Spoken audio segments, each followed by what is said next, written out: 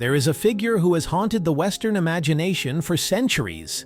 A man of unparalleled ambition, a seeker of knowledge who struck a bargain with darkness itself. He is Dr. Faustus. But who was he truly? A tragic hero? A damned sorcerer? Or a mirror of our own hidden desires for power, mastery, and the divine? In today's journey through the Tree of Life, we will descend into the myth and mystery of Dr. Faustus, his origins, symbolism, and the eternal lessons woven into his tragic tale. Part 1. The Historical Faust. Johann Georg Faust was a German itinerant alchemist, astrologer, and magician who lived during the late 15th and early 16th centuries. His exact birth date and origin remain uncertain, but he likely came from Knittlingen or Helmstadt in what is now southwestern Germany. Faust styled himself as Magister Gorgius Sabellicus Faustus Jr. and became known for his dramatic flair, boasting of magical powers, astrological predictions, and spiritual conjurations. He wandered from town to town, offering services that blurred the line between science, sorcery, and deception. To some, he was a fraud, a man who performed illusions and faked credentials. To others, he was a true seeker of hidden knowledge, versed in Hermeticism, alchemy, Christian Kabbalah, and Renaissance philosophy. Whether fraud or initiate, Faust became the embodiment of a larger archetype, the magus who reaches too far. Tempted by pride and forbidden knowledge, his legend truly began after his death. In 1587, the anonymous Historia von die Johann Fausten portrayed Faust as a scholar who summoned Mephistopheles and sold his soul for 24 years of worldly pleasure and magical power. The price? Eternal damnation. Thus was born the legend of Faust, not as a man, but as a mythic warning, a tale of ambition, hubris, and the soul's peril. Part 2. Faust in literature and legend. Over the centuries, the Faust legend evolved, shaped by each generation's fears, desires, and spiritual questions. In 1604, English playwright Christopher Marlowe reimagined the story in the tragical history of Dr. Faustus. His Faust was a tragic figure, brilliant, ambitious, and doomed. He summoned Mephistopheles, mocked the Pope, conjured Helen of Troy, and when the end came, he begged for mercy, but could not repent. Marlowe's most haunting line echoes through time. "Oh, I'll leap up to my God. Who pulls me down? See where Christ's blood streams in the firmament. One drop would save my soul, yet Faustus must be damned." In Marlowe's hands, Faust was not merely wicked, he was human, torn between longing and fear, condemned not by evil deeds, but by the tragic refusal to surrender. Then came Goethe. In Faust Part 1, 1808, and Part 2, 1832, German poet Johann Wolfgang von Goethe transformed Faust again, not into a villain, but a pilgrim. Goethe's Faust is tired of empty knowledge. He yearns for real experience, for love, sensation, truth. He too makes a pact with Mephistopheles, but he keeps striving. He learns, he fails, he grows, and in the end, he is saved. He who ever strives with all his might, him can we redeem. Goethe's Faust is not perfect, but his longing, his forward motion, becomes a path to grace. Then, in 1947, Thomas Mann offered a darker vision in Dr. Faustus. His Faust, Adrian Leverkühn, is a composer, a genius. He sells his soul not for pleasure, but for artistic greatness, and descends into madness and isolation. Here, the devil wears the mask of intellect, and the price is spiritual sterility. In Mann's hands, the myth becomes a mirror of 20th century Europe, a culture seduced by ideology, brilliance, and destruction.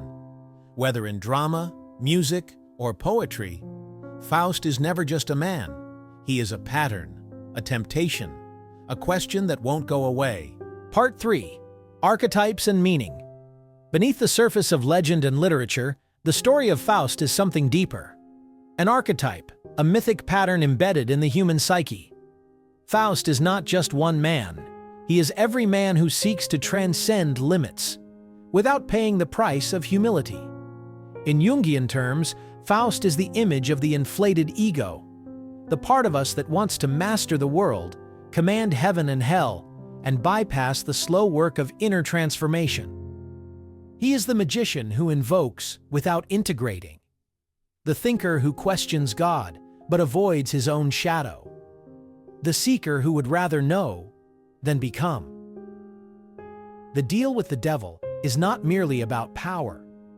It's about disconnection from soul, from conscience, from the sacred ground of being.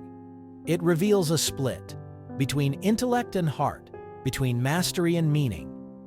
Mephistopheles is not simply evil. In Goethe, he calls himself part of that power which always wills evil, yet always works the good. He is the shadow, the tester, the force that sharpens the soul through conflict.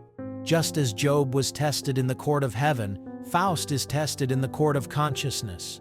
But where Job remains faithful, Faust forgets. He forgets the source. He forgets himself. And yet, redemption whispers. In Goethe, Faust's striving, though flawed, becomes the key to salvation. Not perfection, not knowledge, but longing rightly aimed. In Christian mysticism, this is the beginning of wisdom, that the heart must return to the source, that gnosis without agape is empty, that the flame of truth must burn clean.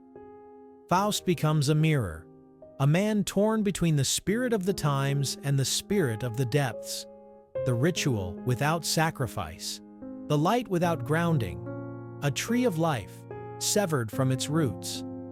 And still the invitation remains, to strive toward wholeness, to surrender the ego's grasp, and be transformed by the fire of the living word. Part 4. Why Faust still matters today. Faust is not just a myth from the past. He is the mirror we hold up to the present.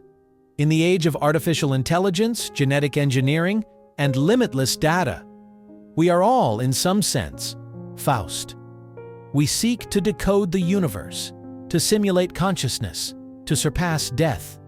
Like Faust, we are driven by a hunger for mastery, over nature, over the mind, over fate itself. And like Faust, we are tempted, not by Mephistopheles in red robes, but by glowing screens, perfect algorithms, and promises of convenience, power, and control. Today's Faustian bargains are subtle. A social platform that connects, but extracts our attention. A smart device that serves, but listens. A cure that saves, but commodifies life itself. We barter intimacy for access, privacy for personalization, soul for spectacle. And all the while, the voice of Mephistopheles has grown more sophisticated. It speaks now in data points and dopamine hits, in metrics, in market share. And yet, the ancient questions remain. What does it profit a man to gain the whole world but lose his soul? In Faust, we see the warning. In Goethe, we find the path of striving. In Jung, we encounter the work of integration. The story of Faust matters because it reminds us, knowledge without wisdom is dangerous, power without humility is corrupting, and truth without love is not truth at all. In an era of collapsing meaning and rising capability, the Faust myth becomes a compass, not pointing toward fear, but toward discernment. Not all striving is sinful, not all progress is prideful, but without soul, even our greatest achievements become hollow. Faust still matters because we are still making choices. Every day we sign small pacts with the systems we build, the stories we believe, the desires we feed. The question is not whether we'll be tempted. The question is, who are we becoming in the process? Faust was never just about the devil.